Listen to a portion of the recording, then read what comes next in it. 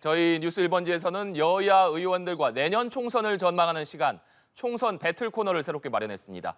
오늘 첫 시간은 국민의힘 홍석준, 더불어민주당 송재화 의원과 함께합니다. 어서 오십시오. 안녕하십니까. 어서 오십시오. 예. 네. 본격적인 총선 배틀, 총선에 대해서 전망하기 전에 두 분 모두 지난 총선에서 처음 국회에 입성을 하셨습니다. 이제 차기 총선이 6개월도 채 남지 않았는데 그동안의 의정 생활에 대해서 느끼신 소감이랄까요? 아니면 또 6개월도 채 남지 않았기 때문에 아쉬운 점들도 좀 있을 것 같은데 먼저 홍석준 의원님 네. 말씀 듣겠습니다. 예, 벌써 이제 4년째 마지막 지금 국감을 하고 있습니다. 네. 시간이 어떻게 흘렀는지 모르겠는데 제가 느낀 거는 일단 첫 번째는 국회의원이 생각보다 많이 바쁘다. 네.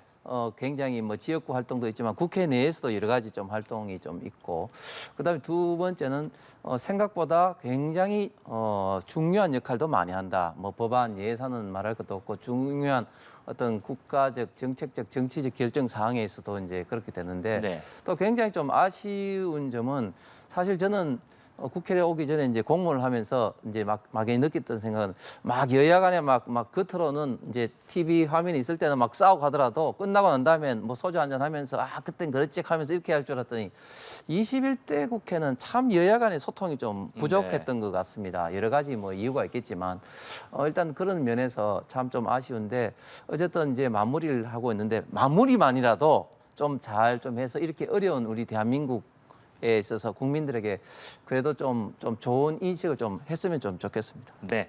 송재화 의원님께서는 어떠셨습니까? 예, 저도 뭐 들어와서 이제 3년 넘어서 마지막 국감 지금 하고 있는데 우선 처음에 느낀 거는 좀 싸움이 너무 많다. 이게 양당 구조가 되다 보니까 당 지도부의 결정에 따라서 소위 그 프레임에 짜여진 곳에 매몰돼서 너무 그런 주장 쪽에 일방적으로 이렇게 끌려가는 측면이 있어서 의원 개개인이 가져야 되는 어떤 실력이라든가 네. 자질이라든가 또 이렇게 받아들인 민심을 반영하는 데는 굉장히 한계가 있다. 그리고 이 국회의원이라는 게 어떠한 뭐 목표를 설정하고 그냥 가는 그런 진도를 관리하고 네. 길을 내고 뭐 이런 게 아니고 그때그때 현안에 너무 매몰돼서 좀 중점적으로 법안이나 예산을 국민의 민생과 직결해서 이렇게 다루는 데는 현실적으로 좀 제도적으로나 역량적으로 좀 부족하다. 그런 느낌들을 많이 받았습니다. 두 분 모두 이번 국회에서는 좀 너무 많이 싸웠다 그런 말씀을 해주셨는데 남은 기간만이라도 좀 여야가 머리를 맞대서 민생과 정책을 위한 힘을 쏟는 모습을 좀 보였으면 좋겠다는 그런 말씀을 드려보겠습니다. 네, 본격적으로 대담 시작해 보도록 하겠습니다. 총선 전 마지막 선거로 꼽혔던 서울 강서구청장 보궐선거 결과 파장이 이어지는 모습입니다. 먼저 홍 의원님, 이번 네. 선거 결과에 담긴 민심 의원님께서는 뭐라고 보고 계십니까? 예, 일단 저희가 강서구청장 이번 보궐선거에서 예상보다 좀 많은 격차로 졌습니다. 저희가 사실 강서구라는 지역이 뭐 쉽지 않은 지역이라는 건 알고 있었습니다만은 이러한 어떤 격차로 진 것은 집권 여당으로서 일을 지금 뭐 제대로 못했다 하는 이런 어떤 총체적인 어떤 평가의 결과가 아닌가. 그래서 엄중한 지금 윤석열 정부와 국민의힘에 대한 어떤 경고다 이렇게 네. 좀 생각을 하고 있습니다. 물론 뭐 대내외적인 어떤 경제적 환경이라든지 게 좀 어려운 건 사실이지만 그러나 정책적으로 비전을 우리 국민들에게 제대로 보이지 못했고 또 열심히 좀 일을 하는 어떤 모습을 보이는데 좀 실패했다고 보고 그런 측면에서 지난 주일에 이제 의총을 했습니다만은 네. 어떤 정책적으로 특히 또 인물적으로 저희가 좀 준비를 잘 해서 총선에 대비해야 되겠다 이런 좀 각오를 다지고 있습니다. 네. 송재호 의원님께서는 이번 선거 결과에 담긴 민심 어떻게 보고 계십니까? 스코어가 예상보다는 좀 17.8%니까 좀 컸다고 생각하고 포인트, 네. 조금 꾸짖을 거라고는 생각을 했는데 강서구민 그러니까 국민이 윤석열 정부가 하는 행태 또 그동안의 성과에 대해서 크게 꾸짖었다. 저는 이렇게 보고요. 네. 또 그 꾸짖음에 대한 사인이 좀 있었거든요. 이재명 대표의 단식도 그런 일종의 한 사인이었고 그러나 그런 부분에 대해서 조금 더 잘 받아들였으면 국민의힘이 좀 겸허히 그걸 좀 받아들였으면 하는 그런 생각도 있는데 또 그렇다고 민주당이 잘해서 국민들이 또 강서구민이 칭찬해서 준 거는 또 아니라고 생각합니다. 네. 국민의힘의 경우에는 이번 선거 패배 이후에 김기현 대표가 재신임을 받으면서 본격적인 쇄신 작업에 좀 들어간 모습입니다. 사무총장, 정책위 의장을 교체하기도 했고 새로운 쇄신 방향을 여러 가지도 밝히기도 했는데 홍 의원님께서는 이 부분에 대해서 어떻게 보고 계십니까? 방금 앵커께서 이제 김기현 대표 재신임이라는 말씀을 네. 하셨는데 사실은 좀 재신임보다는 저희가 선택할 수 있는 어떤 대안 중에 하나를 선택을 했는데 사실 김기현 대표부터 완전히 이제 교체를 해서 비대위 체제로 가자 이런 의견도 물론 있었죠. 네. 그러나 저희들 보수당 우파 정권에서는 사실은 당 대표를 바꾸어서 비대위로 가서 성공한 케이스가 사실상 거의 없습니다. 그 박근혜 대통령이 비대위원장으로 한 그 케이스가 뭐 정도 다니까 그래서 좀 안정을 바탕으로 해서 변화와 혁신을 기하자 이런 게 이제 이번 체제의 기본적인 이제 핵심이고 그러면서 이제 바꿀 거는 이제 다 바꾼다. 제가 국회에서 들어와 보니까 외부에서 봤을 때보다는 당에서 사무총장, 특히 사무총장 이번에 사무총장은 총선을 전체적으로 관리하기 때문에 네. 굉장히 더 중요하고 그다음에 정책위의장 바꿀 수 있는 사람은 다 바꾸면서 특히 앞으로 뭐 혁신위원회라든지 총선기획단이라든지 인재영입위원회라든지 다양한 어떤 TF 조직을 이제 해서 당의 어떤 면모를 일신을 하면서도 어떤 정책과 인물 개발에 좀 치중을 하려는 네. 그런 어떤 걸 하고 있습니다. 결국은 변화와 혁신의 어떤 경쟁에서 저희 당이 이번 강서구청장 보궐선거를 좀 쓴 약으로 면역 주사를 제대로 맞았다 이런 각오를 지금 생각하고 있습니다. 네. 민주당에서는 국민의힘이 지금 추진하고 있는 쇄신에 대해서 좀 혹평을 내놓는 것 같더라고요. 예, 그러니까 뭐 면역 주사를 제대로 맞으셨다는데 제대로 맞지 않으신 것 같고 일단 남해당 일이니까 제가 뭐 사업으로 이야기하면 실패해서 재기해 보겠다는데 또 그게 제대로 되겠냐 말하는 건 도리가 아니지만 그러나 좀 그것도 그 당이 잘해야 또 민주당도 네. 또 덩달아 잘할 수 있으니 그런 취지에서 좀 말씀을 드리면 국민이 이 가한 변화의 욕구에 비해서는 굉장히 기대에 미흡하다. 일단 새로 임명된 당직자인 일단 유이동 정책위 의장이 대선 때 그냥 그때 정책위 의장이거든요. 4개월 동안. 또 이만희 사무총장이 대선 때 수행단장 윤석열 후보에 그니 결국은 아랫돌을 빼서 윗돌을 괜 그런 형국이고 그 국민의힘이 가지고 있는 이 영남당의 한계 당 사명이 그대로 또 어쨌든 윤재욱 대표까지 이렇게 가면 김기현부터 다 영남 그대로 해서 소위 국민이 바라는 혁신의 요구에는 미흡해서 기왕 바꿀 거 당명만 빼고는 좀 싹 바꿔서 제대로 하는 게 더 좋았지 않나. 그러나 또 민주당 쪽에서 이야기하는 거는 또 좀 조심스럽긴 합니다. 네. 민주당 얘기도 해보겠습니다. 이재명 대표가 단식 이후에 병원에서 퇴원을 했지만 아직까지 당무에 복귀하지 못하고 있습니다. 민주당 내에서는 이재명 대표 체포동의안 표결 당시에 가결표를 던졌던 이른바 가결파들을 어떻게 할 것이냐. 또 국민의힘이 본격적인 쇄신 작업에 나서면서 민주당은 과연 쇄신 작업에 역시 동참을 할 것이냐. 여러 가지 좀 전망들이 나오고 있는데 그 부분에 대해서 송 의원님께서는 어떻게 보고 계십니까? 일단 이재명 대표 당무 복귀 부분은 당무를 지금 안 보시는 게 아니고요. 지금 집에서 당무를 중요한 당무를 보고도 받고 결재도 하시고 하시는데 소위 국민 앞에 매스컴에 지금 안 나타나고 최고위원회를 주재 안 하는 건데 이 부분은 대표께서는 이번 주부터는 꼭 당무에 복귀하시겠다는데 주변에 이제 가까운 분들이 이 몸조리 하시는 김에 아마 이게 그 연세에서 단식을 오래 하면 왜 이게 감기를 걸리는 데는 하루면 걸리지만은 치료하는데 일주일 이상 필요하듯이 회복의 시간이 있으니 이제 큰 전쟁을 해야 되는데 기왕 하시는 김에 조금 더 하시고 오시는 게 좋지 않겠냐 해서 지금 매스컴에 얼굴은 드러내지 않고 있습니다만 당무는 지금 계속 보시고 있고요. 중요한 부분들에 대해서. 또 가결파 부분은 이게 저는 그렇게 생각합니다.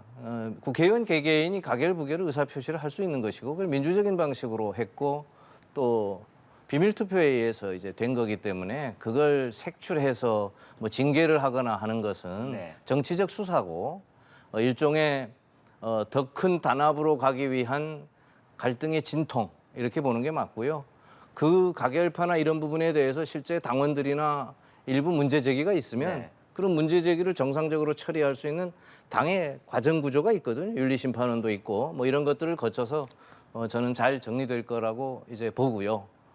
쇄신은 뭐 민주당도 쇄신을 뭐 늘 해야죠. 그러나 지금까지 무슨 민주당이 국민 앞에 이야기하는 쇄신은 저는 턱없이 부족했다고 보고 쇄신을 어떤 식으로 해야 될 거냐 하는 부분은 저는 인물로 해야 된다고 봅니다. 당은 어떤 인물을 국민 앞에 내세워서 앞으로 혁신의 과정을 보여줄 것이냐, 뭐 대의원제를 하느냐, 뭐 당원제를 하느냐, 제도를 어떻게 바꾸느냐 이런 부분들은 중요하지만 사실 설득력이 별로 없잖아요.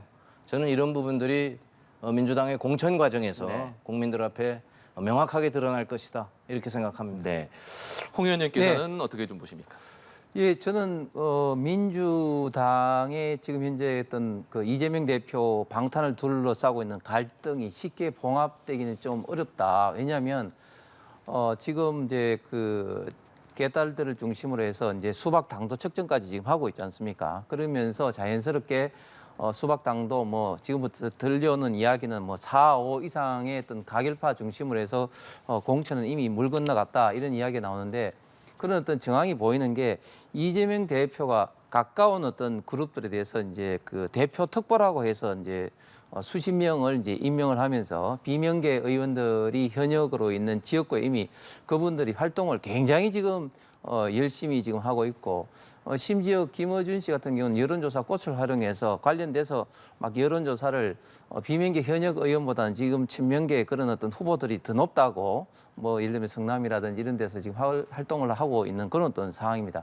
제가 상징적으로 한번 본 게 조홍천 의원이 이재명 대표 당 대표실에서 단식할 때 한번 유문 방문을 했는데 이재명 대표가 보통 사람들 같은 경우는 그래도 뭐 힘이 없더라도 손이라도 잡고 왔는데 꼼짝을 않고 하는 그런 걸 봤습니다. 그래서 제가 봤을 때는 이재명 대표는 이미 상당수의 가결파 의원들을 중심으로 해서 이미 이제 심리적으로 저는 결별했다 이런 좀 생각이 들고 그런 차원에서 공천을 둘러싸고 상당히 민주당의 그 갈등에 빠질 가능성이 지금 많다고 생각이 듭니다. 네.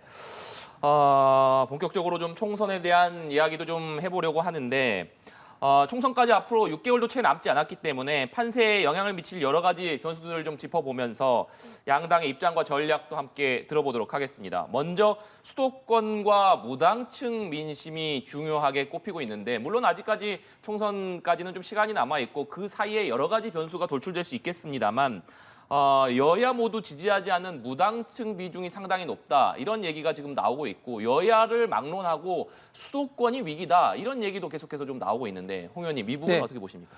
예, 그동안 이제 실체 없이 떨던 수도권 위기론이 저희들 입장에서는 이번 이제 강서구청장 보궐선거에서 어떻게 보면 현실화됐고 이게 이제 실체가 있다는 것이 좀 확인이 좀 네. 되었습니다. 그렇기 때문에 저희들이 다음 총선에 가장 중심을 두고 볼 수밖에 없는 게 이제 수도권이고 또 수도권도 보면은 서울과 또 경기 지역이 지금 당의 여론이 굉장히 많이 다릅니다. 서울 같은 경우는 그 아파트라든지 이런 어떤 가격 상승으로 인해서 많이 경기도로 빠지면서 950만으로 인구는 줄었는데 상당히 이제 그 보수 지지층들이 지금 많은 어떤 구들이 굉장히 좀 많이 좀 생겼습니다.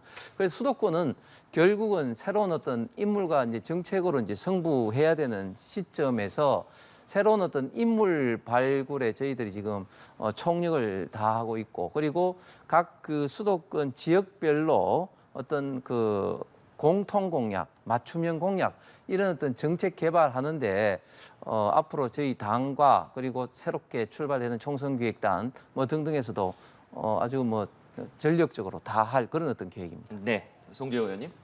예. 그 아까 우리 홍 의원님 이야기 중에 이 수도권 우리 총선 전략하고도 아주 관계가 있어서 뭐 이렇게 가결파해서 좀 소위 갈라가지고 이쪽은 제끼고 뭐 우리만 간다 이런 부분이고 이재명 대표가 표정 보니 조홍천 의원 예를 들면서 그렇더라 이렇게 아는데 저도 이재명 대표하고 아주 친하지만 저도 가서 위문 갔을 때 저는 뭐 본 척도 안 하더라고요. 네. 그러니까 뭐 그런 거하고 그걸 이제 빗대서 이야기할 건 아닌 것 같고요. 그건 왜냐하면 어쨌든 당이 단합해서 최종은 총력을 다해서 가야 소위 수도권에서 위기론을 우리가 돌파해서 이길 수 있는 건데 이 수도권 민심에서 이길 수 있는 게 무당층이라고 하셨는데 이 무당층의 특징이 사실은 스윙 보트 아닙니까? 그러니까 언제든지 자기 마음에 맞는 거를 당에 관계없이 찍을 수 있는 네. 부분이고 이 부분들이 양당에 대한 국민의힘이나 민주당에 대한 소위 정치 실망이 커져서 이게 좀 커져 있는 부분이죠. 그럼 이런 부분, 이 부분들에 대해서 우리가 표를 호소하기 위해서는 그분들이 기대에 맞는 변화를 해야 되고 그 변화라는 게 뭘로 보여줄 수 있겠습니까? 그건 결국 인물로 보여줄 수밖에 없어요. 예를 들어서 민생이 중요하니 민생을 이렇게 챙기겠습니다. 우리 당의 민주적 제도가 좀 안 됐으니 이렇게 바꾸겠습니다. 이거 가지고 국민들이 믿겠습니까? 결국 사람으로 이걸 보여줘야 되는데 그럼 사람으로 보여주기 위해서는 현역 물갈이를 좀 해야 되지 않겠습니까? 또 현역 물갈이를 한다고 공천 학살이라고 표현을 이렇게 보통 하는데 그렇게 해서는 안 되는 것이고 평가해서 네.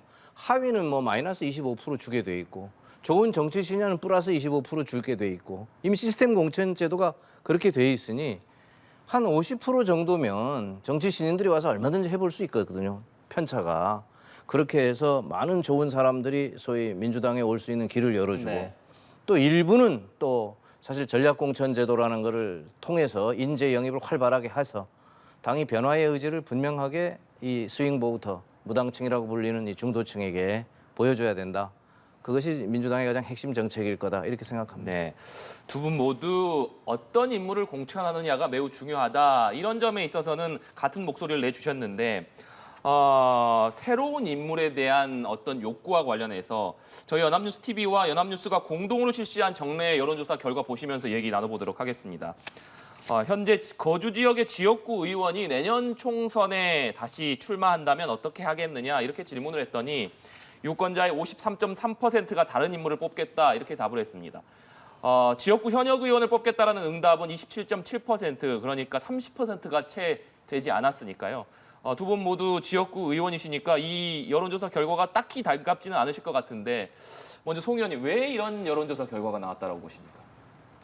뭐 실망한 거죠 국민이. 그 이대로 해서는 안 되겠다. 봤더니 기대에 미흡하고 기대만 미흡한 게 아니라 믿지도 못하겠다. 또 미래도 없어 보인다 하는 거 보니. 그러니 이게 20%대가 그대로라는 건 적극적 지지층이 보통 그 정도 있으니 네. 절대 다수가 지금 현실에 실망을 한 거고 현역 국회의원의 입장에서는 사실은 송구하지요. 그러나 크게 보면 개개인의 인물에 대해서 그렇게 57% 정도가 네 아니다 이렇게보다는 정치 전반에 대한 이 정당 정치 전반에 대한 국민 불신이 네. 60%대로까지로 올라가 있는 굉장히 비등점까지 가 있다. 그냥 양당 모두 바꾸지 않으면 소위 말하면 정치 돌풍, 그 제3지대로 일컬어지는 거기에 구심점만 있으면 그런 것도 가능한 지형으로 가지 않나. 매우 심각하게 생각해야 할 상황이다 이렇게 생각합니다. 지역구 의원 개인이 아니라 지금 정당 정치 전반에 대한 불신이 좀 반영된 것 아니냐 이렇게 분석해 주셨는데 홍 의원님께서는 어떻게 보십니까? 예, 저도 송 의원님 말씀에 동의를 하는데 특히 우리나라 국민들이 소위 말해 신상을 특히 더 좋아하시는 것 같아요. 신상, 새로운 거. 그렇기 때문에 항상 제품의 이제 주기도 이제 빨라지고 하는데 정치에 있어서도 새로운 어떤 신상에 대한 어떤 기대 심리가 다른 어떤 국민들보다도 좀 높은 것 같습니다. 특히 이번 21대 때는 제가 봤을 때는 좀 이런저런 이유로 국민들에게 많은 좀 정치 실망을 좀 더 주었다. 특히 21대 초반에는 민주당이 이번에는 역사상 없는 이제 거대 이제 의석수를 가지고 막 그 강하게 좀 밀어붙이는 그런 어떤 모습들도 국민들에게 별로 안 좋았고 지금에서는 또 이재명 대표의 방탄이라든지 이런 걸로 계속해서 국회가 싸우는 이런 어떤 모습들이 정책적으로 싸우는 것이야 뭐 얼마든지 하는데 이런 어떤 사법적인 문제로 싸우는 이런 어떤 모습들이 결코 국민들한테 좋지 않은 어떤 그런 시각을 줬는데 그런데 결국은 또 이제 선거 앞두고는 정치 신인이라 할지라도 과연 어떤 사람이냐 어떤 인물이냐 이런 것에 의해서 또 이제 그 정치 신인에 대한 평가가 판가름이 나기 때문에 이대로 뭐 이렇게 그대로 뭐 되기는 쉽지는 좀 또 않을 것 같습니다. 네. 공천과 관련해서 뭐 기존의 총선에서도 항상 그랬습니다만 공천 과정에서는 항상 좀 잡음이 불가피하게 나오는 사례가 많았습니다. 이번에도 과연 여야 모두 파열음 없는 공천을 할 수 있을 것이냐 이 부분에도 관심이 쏠리고 있는데 먼저 국민의힘부터 짚어보면 김기현 대표는 계속해서 뭐 검사 공천이라든지 낙하산 공천은 없다 이런 점은 여러 차례 강조하고 있고 경선을 통한 공정한 경쟁을 통해서 공천을 하겠다 이런 방침을 밝혔습니다. 당장 대통령실이나 정부에서도 내년 총선을 앞두고 좀 지역구로 뛰어들 사람들이 국정감사가 끝나면 본격적으로 나올 것이다. 이런 전망이 나오고 있기 때문에 국민의힘 입장에서는 앞으로 좀 공천 경쟁이 심화할 것 같고 또 이와 더불어서 한동훈 법무부 장관이 내년 총선에 과연 출마할 것이냐 이 부분에 대해서도 여러 이야기가 나오고 있지 않습니까? 네. 홍 의원님께서는 어떻게 보십니까? 예, 한동훈 장관 출마에 대해서는 저는 아직까지는 좀 반반이라고 봅니다. 결국은 법무부 장관도 잘 아신 것처럼 굉장히 중요한 어떤 그 국무위원이죠. 그렇기 때문에 법무부 장관을 쉽게 포기할 수는 없는데 결국은 우리 당에 지금 갖고 있는 어떤 자산 중에 한동훈 장관이 차지하는 비중도 굉장히 좀 크다고 봤을 때 내년 총선에서 저희 당이 만약에 쉽게 이길 가능성이 있으면 한동훈 장관이 좀 나오기는 쉽지 않다. 법무부 장관으로서 역할도 중요하기 때문에 그렇지 않으면 차출될 가능성도 저는 있다고 봅니다. 저희 당에서 이 총선에 질 때는 항상 공천이 좀 말썽이 좀 되어 왔었거든요. 그렇기 때문에 공천을 이번에 좀 관리를 잘해야 된다는 게 좀 당 전반적으로 누구나 다 동의하는데 이번 같은 경우는 제가 볼 때는 굉장히 좀 상대적으로 공천을 좀 잘 관리되기가 쉬운 게 첫 번째는 저희가 너무 의석수가 지금 적기 때문에 수도권을 중심으로 해서 좀 비어 있는 데가 상대적으로 많다. 그다음에 그동안 뭐 검사 공천설이라든지 뭐 이런 것들이 있는데 좀 그런 어떤 프레임이 지금 현재 이제 거짓으로 드러나고 있는 게 검사 공천을 할 사람이 지금 현재 나타나고 있지 않거든요. 지금 벌써 나타나야 되는데 대통령실에서 이번 국감이 끝나면은 뭐 상당수 아마 출마 선언할 겁니다. 그렇기 때문에 그런 분들과 일부 분들이 지금 저희 당이 지금 네. 갖고 있는 잠재적 공천의 사실상의 전부다 이렇게 이제 보여지고 그런 분들이 공정한 경쟁이 되도록 관리가 될 예정입니다. 네, 뭐 국민의힘 얘기긴 합니다만 송재호 의원님께서는 어떻게 보십니까? 그러니 뭐 낙하산부터 말씀을 좀 드리면 낙하산 공천이나 검사 공천이 없을 수는 없고요. 왜냐하면 표현의 차이잖아요. 전략 공천을 통해서 좋은 인재를 발굴해서 공천을 해야 되고 그런 와중에 법조계에 굉장히 좋은 인재들이 많거든요. 법조계에서 전략 공천이 이루어질 수밖에 없는 것이고 또 그런 걸 가지고 뭐 낙하산이다 검사다 이건 표현의 차이로 저는 보고 네. 그런 것들이 많이 있을 것이다. 또 대통령과 호흡을 맞추는 층에서 대통령실에서의 공천도 많이 있을 건데 다만 그것이 국민이 납득할 수준의 민주적인 절차와 또 그만한 역량이 있는 사람을 하느냐 안 하느냐의 차이라고 보입니다. 또 그만한 사람을 못하면 그건 국민이 엄중하게 심판을 할 거라고 생각을 하고요. 한동훈 장관의 출마와 관련해서는 저는 전쟁 아닙니까 이게. 그러니까 전쟁이라는 게 모든 병기를 사용해서 이기는 게임인데 한동훈이야말로 강한 미사일이잖아요. 국민의힘에서. 그니 당연히 이제 착출해서 쓰려고 하죠. 그래 이길 테니까. 저는 그렇게 생각하고 네. 당은 강하게 출마를 요구할 것이다. 다만 한동훈 장관 본인은 저 개인적으로는 출마하고 싶지 않을 것이다. 이렇게 생각합니다. 네.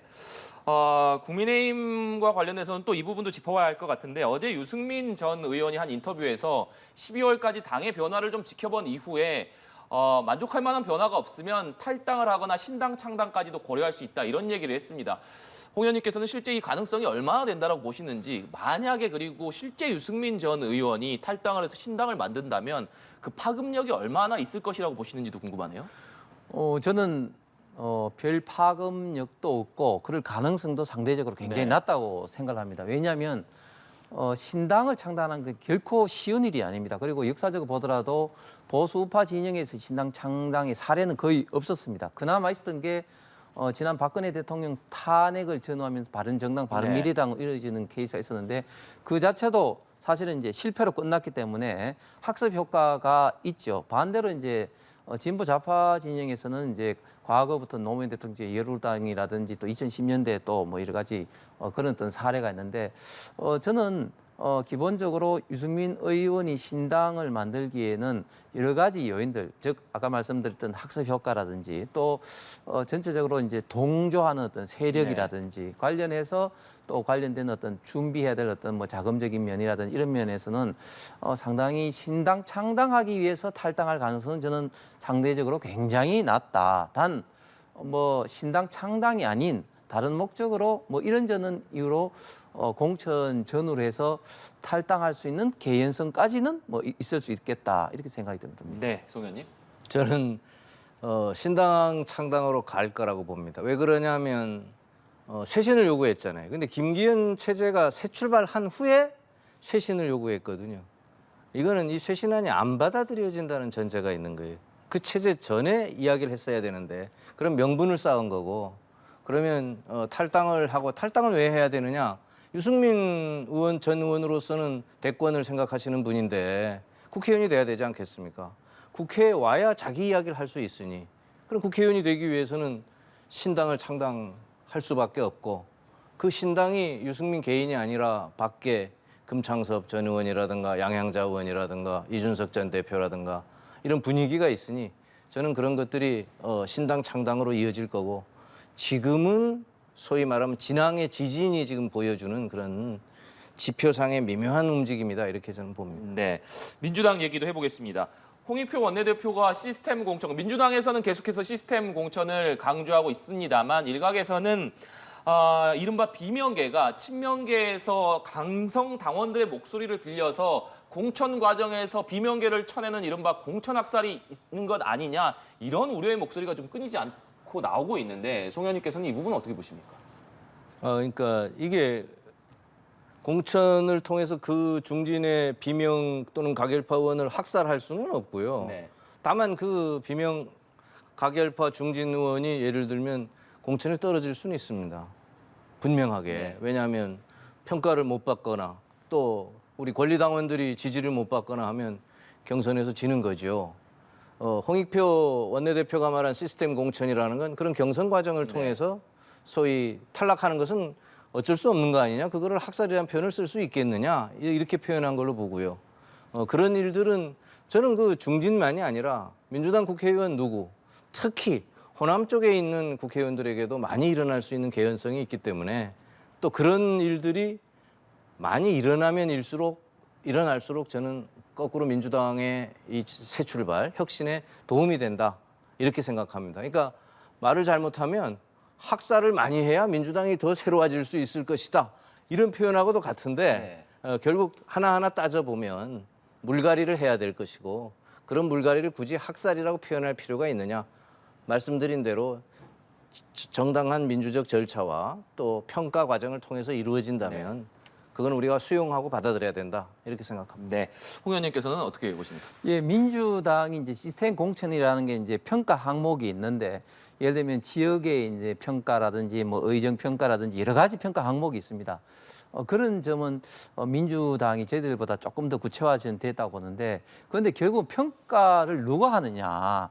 결국은 당 대표를 중심으로 해서 이제 지도부가 평가를 하게 됩니다. 결국은 시스템 공천이라 하지만 결국은 평가하는 과정에서 어떤 만약에 이제 공천에서 이제 불이익을 주고 싶어하는 사람들은 예를 들면 이제 해당 행위라는 그런 명목으로 이제 의정 활동이라든지 평가를 좀 뭐 감점 내지는 평가 절하를 하게 되면 상대적으로 당연히 이제 친명계 그룹 특히 이재명 대표와 가까운 그룹들이 개딸들의 어떤 지원을 받아서 이 공천을 획득할 가능성이 이제 굉장히 이제 많거든요. 그렇기 때문에 지금 비명계에서도 그런 어떤 평가에 대해서 상당히 지금 이제 비판적 시각으로 좀 보고 있는 과정입니다. 뭐 저희 당도 마찬가지죠.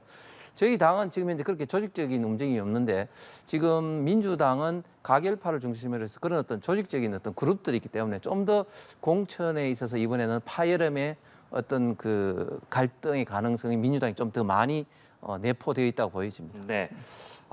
마지막으로 두 분 모두 새로운 인물 공천의 필요성에 대해서 말씀해 주셨는데 사실 총선을 앞두고 새로운 인물이 공천된다는 것은 말 그대로 지역구 의원에 당선되거나 비례대표가 될 수 있게 만들어준다 이런 얘기일 텐데 지역구 의원에 당선되게 해주려면 그 지역에 있는 의원들이 자리를 비워야 그게 가능한 것 아니겠습니까? 그렇기 때문에 하태경 의원이 부산 해운대에서 서울로 옮겨가겠다 이렇게 밝힌 것처럼 여야를 막론하고 다선 중진 의원들이 텃밭을 좀 떠나서 이른바 험지라고 분류되는 험지에 도전하는 것이 좀 필요하지 않느냐 이런 얘기들도 나오고 있는데 실제적으로는 지금 하태경 의원이 가장 먼저 수도권 서울로의 지역구 이전을 선언을 했습니다만 여야를 막론하고 그 이후에 아직까지는 다른 중진 의원들의 후속적인 움직임 좀 나오지 않고 있는 것 같습니다. 실제로 총선이 가까워질수록 이런 움직임이 나올 수 있을 것이라고 보시는지 홍 의원님 어떻게 보십니까?